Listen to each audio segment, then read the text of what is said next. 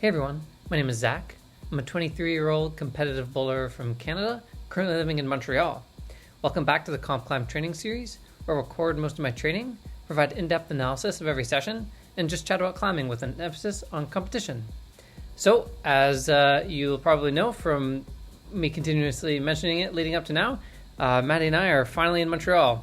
The plan is to move here and basically say that it's going to be permanent and not put any sort of timeline on our stay here. So chances are we're going to be here for 3, 4, 5 years plus and really try to make this our home base. And we're both so excited. Montreal is known for having just so many good bouldering gyms. The thing with Canada is if you're an outdoor climber, you kind of want to move out west because that's where the outdoor stuff is. And then the more comp style you want to go, the more east you go. So Montreal is really known for the good indoor bouldering gyms these days, which is exactly what Maddie and I need. So we're going to live here, and I'm so psyched to train in all of these amazing gyms. And we're also going to start a new training phase. And as you'll know, I like to start every training phase off with a little bit of a program breakdown, just for the next, just to highlight what the next 3 weeks of training is going to be, so you kind of know what to expect. And so here is our program. Like I have mentioned previously, all of my training cycles are always going to be 3 weeks long, followed by a rest week. So a week for me is 6 days. My training weeks are 6 days because I do 2 days on, 1 day off, and I do that twice. And then so that means it's 6 days. And then I also try to keep my rest weeks at 6 days. And on my rest week, I've gotten a lot of questions about this. Actually, recently and Maddie made a dedicated video on deload weeks if you want to check that out. But on my rest week, I don't do anything. No mobility, no light climbing, absolutely nothing at all, no physical activity. I find it's good for the body and it's good for my head game as well. I just need a mental break from training and just to make it more sustainable in the long run. So the next phase of training that we're going to be doing, as you can see just from looking at the program, you can see 2 events that we have for this next training cycle. This first one is a training camp that I was someone reached out to some national team members that are living near Ottawa in Ontario and Montreal, and I guess we're going to put together a nice little training camp. I think it's supposed to be a mock comp followed by some reworking of the boulders, maybe a couple workshops or something. So I programmed that into my schedule a couple weeks ago, and that's happening in about a week, I guess now. Should be fun. And then we have a competition, Dark Horse. It's like a local series in the US. A lot of strong climbers go to it, and it should be I put this on my calendar because Dark Horses always look like a lot of fun, and it's good to just throw in some sort of random, more fun competitions periodically, even during the off season. We're kind of getting into the season now, but it's still kind of the off season, just to keep the competitive juices flowing so that my system isn't too shocked when we go and do some other competitions. So we got a couple events on the schedule, and because of this, it means I want to have a bit more dedicated bouldering on the program going into this training cycle. So we're kind of coming out of a high volume training phase now, where we've been doing a lot of strength training, lots of Kilter board, lots of spray wall, lots of campusing, and not a lot of actual comp style bouldering, and I've definitely been missing it. So what I'm doing with this training cycle is every day one is going to be basically the same, which is going to be a full day of bouldering, 2 hour long, just comp style bouldering sessions. And it's going to be really easy to do that here in Montreal with all these great gyms, and it's going to be a lot of fun. And I can't wait to highlight just all the gyms around here because there's just so many epic ones. So let's take a look at the training week for this training cycle. As you'll know, a week of my training sort of just repeats as many times as the training cycle is. And then it's followed by rest week. But that being said, when I have some events like this, you'll see that the week, I try to take the skeleton of what is the natural training week and just rearrange it to fit in between events. But this sort of skeleton here this week is the general structure and general idea for this training phase. So it's always the same for the week. Both day ones are always the same. 2 sessions of bouldering. You can see here, this is red here just because at the time I'm recording this, I already did these sessions. So I always sort of fill in the location as I go and have the session, and then I just like to highlight it in red when I'm done. It helps me keep track of where I am in the program. So yeah, I did my first 2 sessions Boulder sessions at BLOC SHOP, which we'll get to later in the video. But yeah, both day ones of this training week are going to be 2 sessions of bouldering. Super fun way to train. Usually what I'll do with this style of training day is I just go to a gym and then try and send the whole gym in these 2 sessions of bouldering. And that's sort of going to be the theme while we're in Montreal, is I'm just going to keep going around and doing this when we have like our double bouldering day. Because like 2 hour-long bouldering sessions is kind of like the perfect amount of time for me to go try and take down a gym. I wasn't quite able to take down BLOC SHOP because BLOC SHOP is definitely known as one of like the harder gyms, and they've got some proper projects, so I couldn't quite send in everything on this day. And then, so our day 2s are basically the same. You'll notice this row is very similar to this row. So we'll do our session 1 will be a spray wall / kilter session.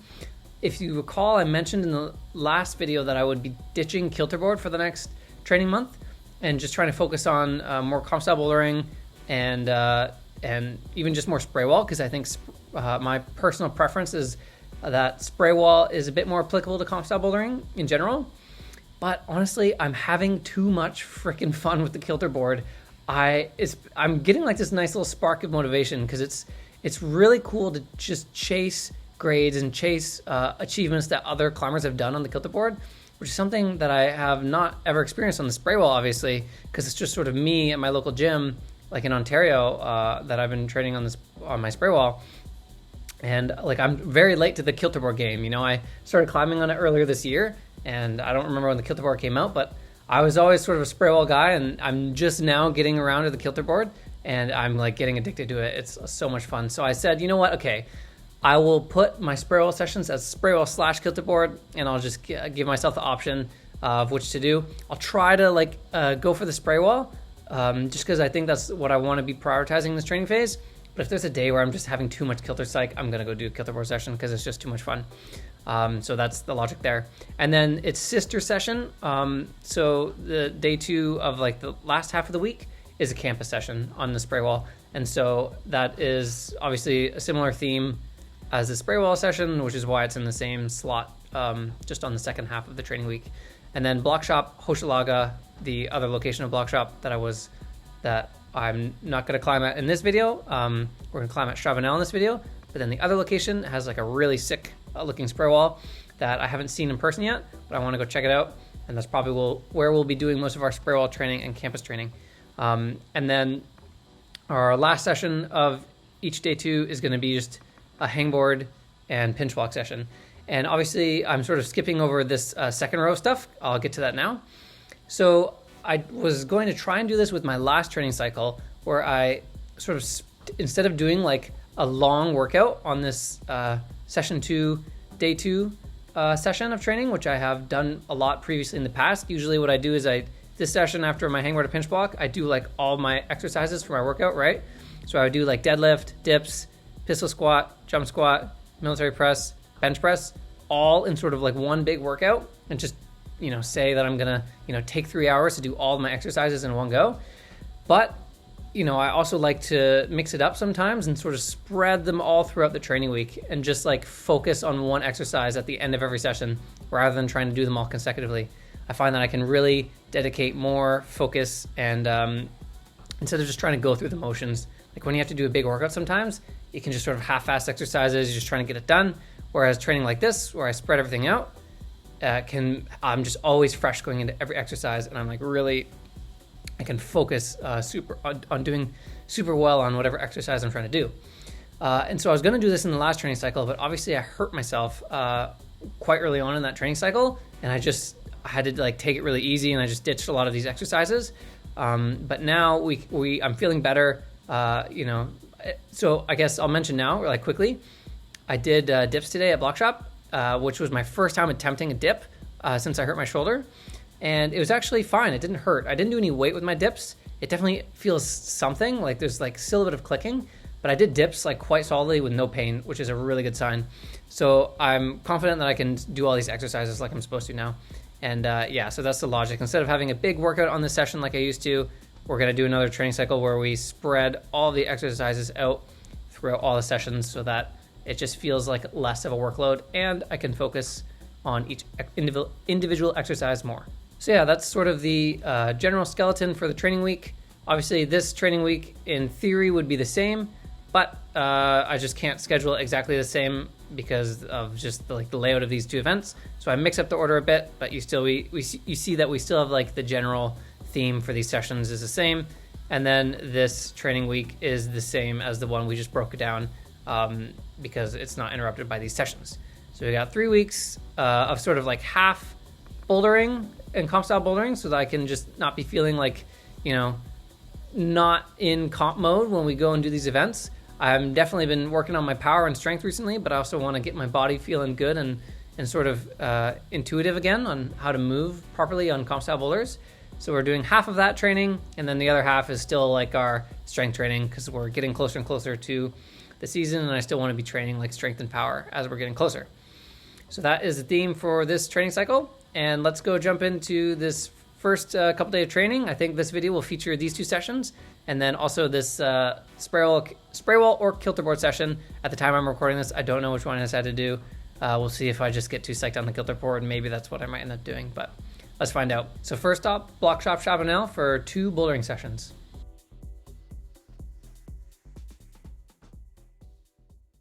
So I also forgot to mention in the beginning of the video that I'm also coming off of a rest week. This one was only 4 days rather than my typical 6-day rest week, just because that's how it worked out this time. And as you'll know with me, it's usually a toss-up on whether I'm feeling good or not after a rest week. Sometimes I'll be feeling pretty good and normal, but other times I'll be feeling quite stiff and bad in the fingers, which as I'm grabbing this little crimp in my right hand on the first boulder that I'm trying in the session, I'm realizing that it is one of the latter days where I'm not feeling super great and my fingers are feeling a bit stiff and sort of injury prone. So what I usually do with these sessions, like first session back after rest week, is I try to avoid really intense crimping for the first session, just because my fingers aren't feeling really strong and I definitely do not want to hurt myself. So I will revisit some of these crimpy boulders later in the second session, because usually I feel quite a lot better in the second session, even just after a few hours of rest. So we're moving on to another boulder. This one is black tape. I got a pretty desperate flash of this boulder actually, and the way the tape grading works at BLOC SHOP is they have white tape is the hardest. They usually actually only have like 1 or 2 white tapes up in the gym at a time. And then black tape is the second hardest, followed by red tape being the third hardest. And so the goal for this session is, especially because it's one of my sessions where it turns out I'm not feeling the absolute best, we're gonna try and go for volume rather than, you know, trying 1 or 2 like super hard limit boulders like we will do sometimes in our bouldering sessions. So yeah, the goal for this session is to just get a lot of volume in, try a lot of different boulders, and that's usually how I come back for session 1 back after rest week. Trying to go for volume is usually how I get back to feeling 100% as fast as possible. So the more boulders I do and the more variety I do of different climbs, the better, the more likely I'll be feeling much better for session 2, and the faster I'll just get back to my good shape. So what we're gonna go around and do is just try pretty much all of the nice hard looking boulders in the gym and put like, let's say 3-4 attempts max on. That was the goal. So here we're moving on to another black tape, and I'm getting like another quite desperate flash, and I'm like pumping out at the end here. I started to get a little bit flash pumped, which doesn't actually happen to me a whole lot during my boulder sessions. I'm usually pretty good with avoiding like trying like really pumpy boulders early on in the session, but like a couple desperate flashes back to back meant that I was starting to get a little bit flash pumped, and I had to slow my pace down. So you'll actually notice that the amount of climbing that we do in this session is going to be a little bit less than the amount of climbing that we usually do, because I got quite pumped and I had to rest a lot in between my tries. And usually I'm like quite fast paced and I fit a lot of climbing into a session. So this next boulder we're moving on to was one of the coolest boulders I was looking at when I was scoping out the boulders before the session, and it looks quite hard. It's black tape, and it definitely looked like it was one of the upper end black tapes. It looked like a step up from the previous couple. I I think what they do as well is you'll notice like they have V grades on some of their boulders. So they usually try to do like 2 V grade levels per tape range at BLOC SHOP. So those previous couple black tapes we were doing were probably some 10s, and now we're hopping on an 11 here, which is like the upper end of the black tape grade range. And then when they go to V12, it becomes a white tape. So this boulder was quite hard. I start to make a little bit of progress, but now we're at our 4th attempt on this boulder. And like I mentioned previously, the idea is to try to only put 3 to 4 tries per boulder on for this session of bouldering. And so this was my last one of the day. I could definitely feel this undercling sequence was possible, and hopefully I could do it if I came back to it for session 2. So we have a few boulders left in this session, and I was definitely starting to get like super pumped. I just got like, especially on session 1 back after rest week, I'm quite susceptible to getting flash pumped. And so it started to get like a bit out of control. I was getting like super pumped. So I said, okay, it's just time to go try some slabs for the rest of the session. And another nice thing about BLOC SHOP is they have a lot of vert and a lot of slab.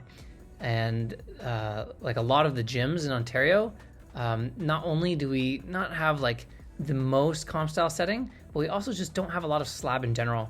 So that's like another idea with the move to Montreal, is just to increase the exposure for Maddie and I to slab climbing and vert climbing. And that was also the idea with Germany, right? Like studio block, half the time we were climbing on slab or vert, just because that's how the gym was laid out. And it's quite similar here in Montreal. They like their slab, and they have a lot of good setters who are capable of setting good slab boulders, like this one that we're getting on here. And yeah, I'm psyched. I'm sure that my slab skills will slowly start coming back to me the more we climb in the gyms here in Montreal. But this boulder was quite fun. It was a black tape slab, pretty tricky. And here, actually, you'll notice with my left arm, I'm pressing a little bit on this hold. I was actually quite psyched about this move. This was the first pressing move on a boulder that I have done since hurting my shoulder. And I was definitely like a little bit sketched at first to commit to trying to press off this hold, wondering if I was at any risk.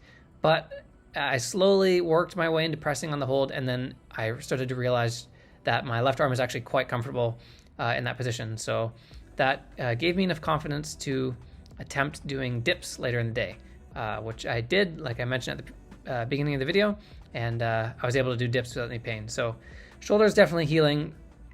It's still like I don't want to be doing any like super aggressive dynamic pressing on it yet. And there are still some positions that bother it, but let's call it like 90% healed right now. So I'm definitely quite relieved that the progress is still coming with the healing. And so this boulder here was another nice slab, and wrapped up our first session of bouldering here at BLOC SHOP. We made a little bit of a dent in the boulders in the gym, and we'll try to finish them off in session 2.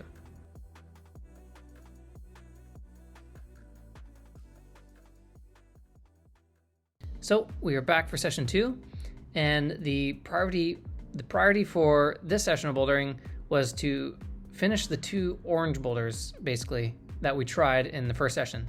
So this boulder here, along with the first boulder of the video where we tried that boulder and like they had just 2 small crimps to attempt for this first session back after rest week, because I was feeling, my fingers were just feeling susceptible to injury and not strong. So I would definitely want to get back on that boulder and this boulder. And this boulder was definitely the hardest boulder that we were trying in the first session, I think. And I knew that it was going to take quite a lot of work to get a ascend of it, so I started with it. And so the crux of this boulder is revolving around this undercling sequence. And this boulder is quite epic. And man, like I'm just like all the boulders here and all these gyms in Montreal are just going to be such high quality, like just really creative sequences, like really making me think and work and just use all of my climbing ability to get to the top of these like boulders of this style. You know, like this boulder, like look at the sequence, like this the volume that we're matching here, it doesn't have any jibs on it, so it's like quite tricky to go up to the right side of it. Like it's just sort of a slopey edge there, and then this like toe hook allows me to kind of press up into this bottom side of the volume so I can work my heel up, and then getting into the undercling is also quite hard. And the reason that this was like the crux element of the boulder is if I do like a big fat meat hook with my left and I get into this position, it's like quite a solid feeling position. But the problem is it's such an intense position that I can't shimmy my hands around in order to get my right hand into the good spot to move off of this hold. So after trying this boulder a lot, like these are all ground tries as well, like these attempts you're seeing in succession, all ground tries. What I finally realized on this boulder was that I just had to commit to having my right hand on the bad spot of this hold to just fire up to the next undercling. And then this boulder is also going to feature today's tip of the day. And today's one is a little bit abstract. I really found myself emphasizing this on this boulder, which is why I want to talk about it. So this one is a head game tip. And this may not apply to everybody, but for those of you that will relate to this, hopefully this can help. So I'd say I'm an anxious person, and a lot of times, even just in regular bouldering sessions, I will get like quite nervous, especially when I'm just trying a boulder that I really want to send. Like, you know, the cooler a boulder is, and the more I'm inspired by it, the more that I want to send it, and the more nervous I will get. And it actually sort of creates almost like a competition atmosphere where I feel like a lot of pressure to get to the top of a boulder just because I want to claim it for myself. I think I've talked a little bit about this in the past.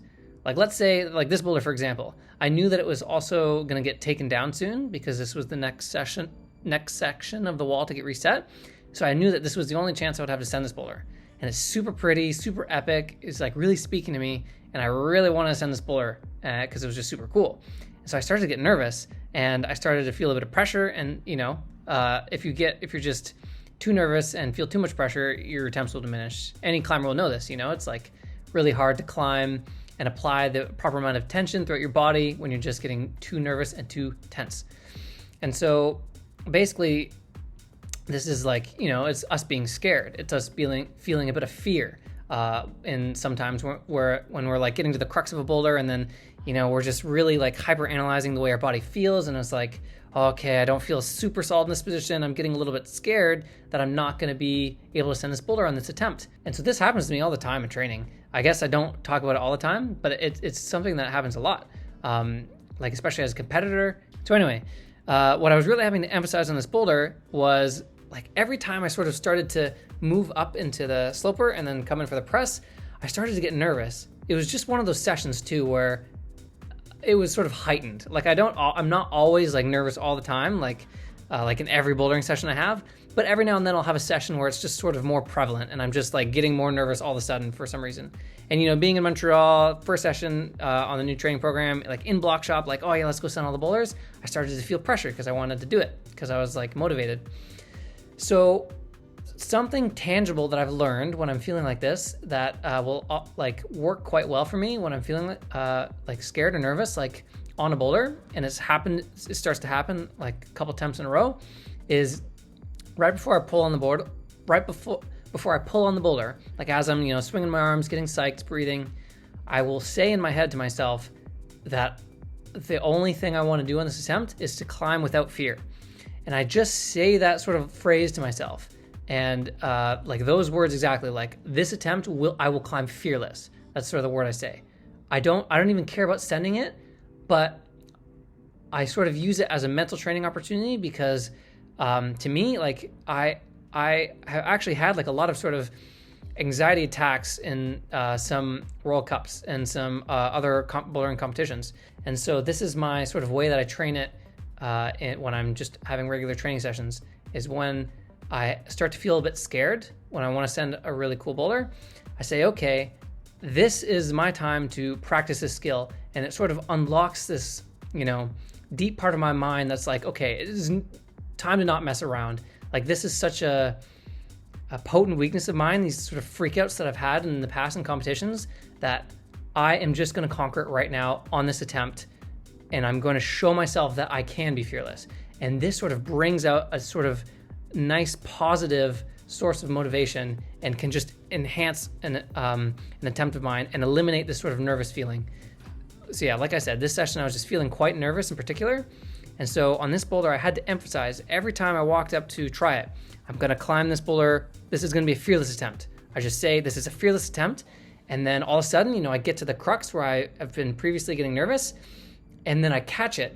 Even just by saying this phrase to myself before I get on the boulder, now all of a sudden I get to the crux and I catch myself feeling scared. And because I had promised myself before this attempt started that I wouldn't be scared, I fix it immediately, this tactic just really works well for me and it clicks.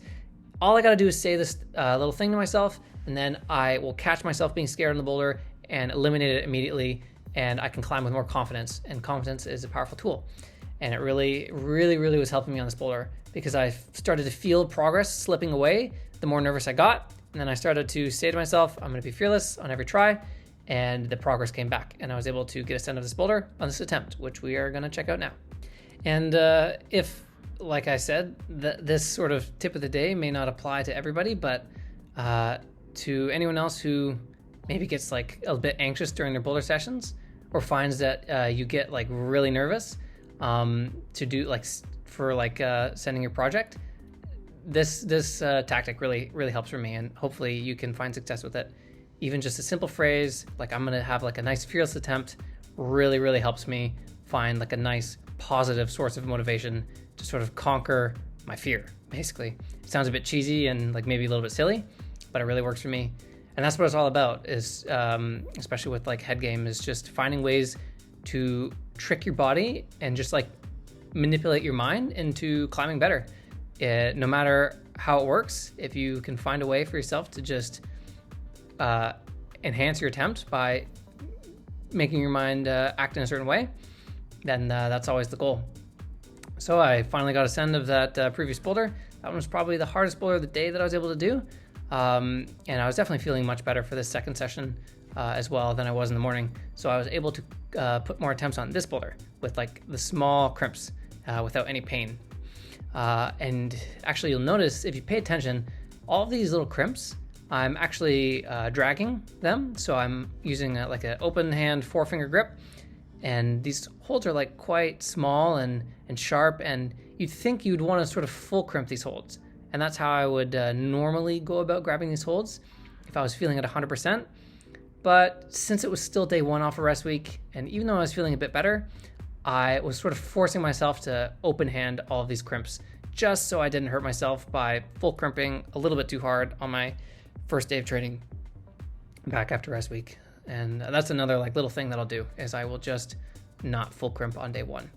But I was feeling just good enough to get ascent of that boulder. Definitely had to try pretty hard on those crimps and use my open hand 4-finger technique on them. And so this boulder here was a more comp style looking boulder that I saw Maddie try earlier in the day. And this one was pretty crazy.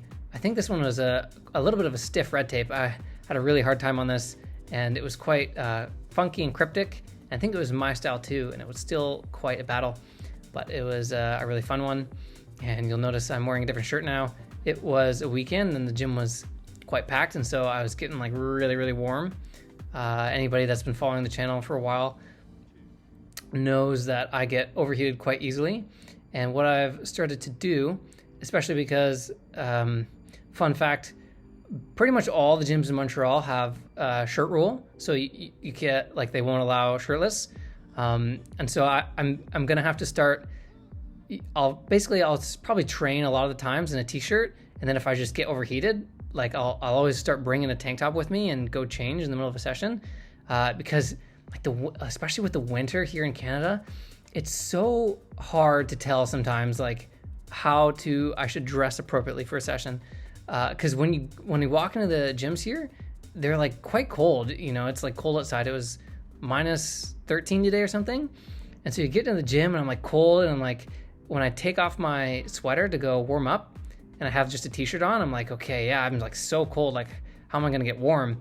And then me being me, as soon as I start warming up, my body just becomes like a furnace. And I start to get really warm and overheated. So it's always like a weird flow of my sessions where I start out really cold in a t-shirt, then I hit the point of my session where I'm like trying really hard and getting overheated, and I have to go change to a tank top because now all of a sudden I'm like too warm.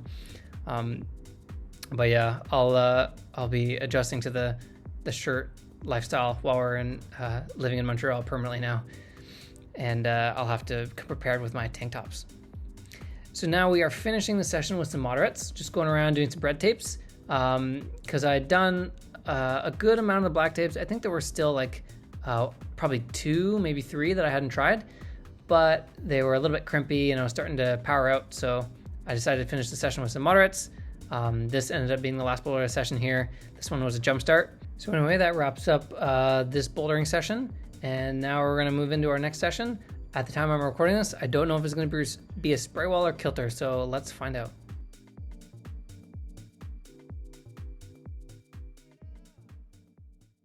So yes, here we are. I could not control myself. I said during the program breakdown that I was going to do my best to prioritize the spray wall during this training cycle. And the idea is not to focus on kilter board because it's not what I'm trying to train right now. But yeah, I've just been getting too psyched on the kilter. And I sort of, as I was saying that I was going to try and prioritize spray wall, I kind of knew in the back of my head that I was going to be climbing on the kilter board today. But what I shortly realized as I was warming up for the session was, well, first of all, our day one back after rest week, like our double day of bouldering at BLOC SHOP, it was pretty exhausting. We had like a lot of volume. We did a whole lot of different boulders, and just the nature of it being day one off a rest week as well, I'm usually feeling quite exhausted for the second day of training. And so I definitely let my psyche get a little bit ahead of me, and I was quite tired for this day of training, and like especially in my fingers. And honestly, I don't yes, as we adjust to the training volume, I'll start feeling less tired after day one. But previously, all of the kilter sessions that we've been having have been on session one of day one. So like the very first session off of a rest day when I'm feeling at my most fresh.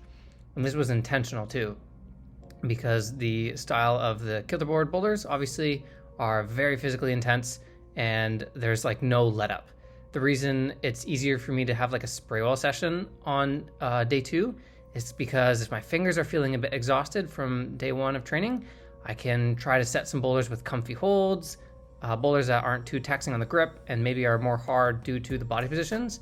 Whereas if I have to climb kilter, there's no escaping like the physical finger intensive boulders.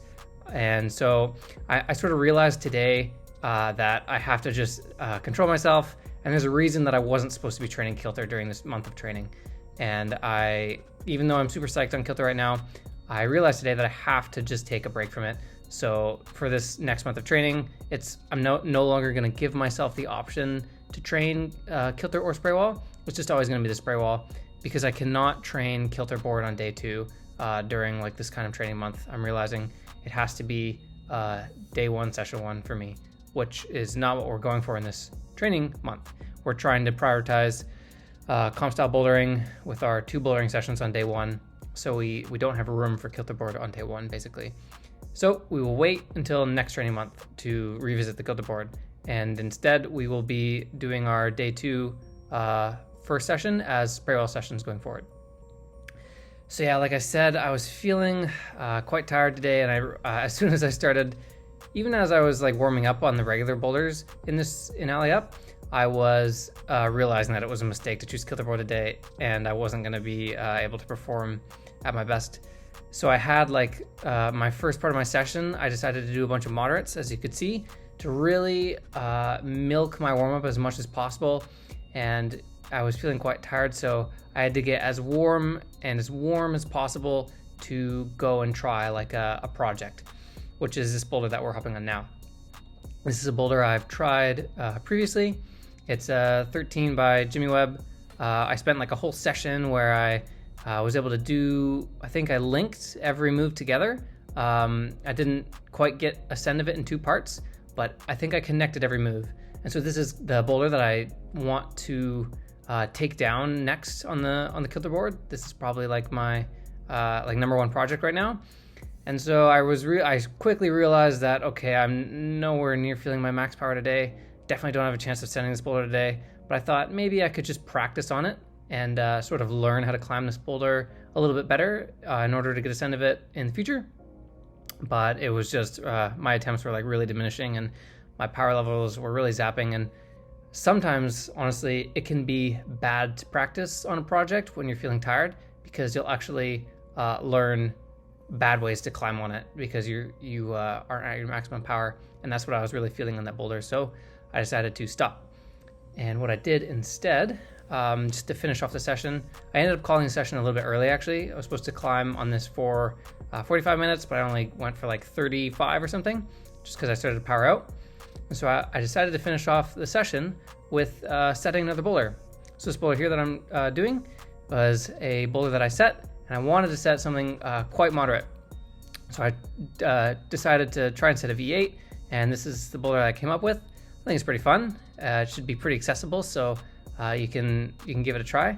I think maybe it's V8. It's hard to tell. Like, I think it's probably like the same feeling grade as all the other Kilter V8s that I've tried, but it's a lot of fun. And this will be the last boulder I set on the Kilter board for a while, because it will be a while since we have another Kilter board session. So that wraps up a couple days of training at BLOC SHOP and at Allez Up. Tomorrow's a rest day for me, and then if all goes to plan, the next video should be featuring a few sessions of bouldering at Roadblock, which I'm quite excited for. It's one of the coolest new gyms in Montreal right now, and I've only been there once, so I'm excited to go there again. And Maddie and I should have a pretty fun session. Look forward to that. Insert catchy video outro here.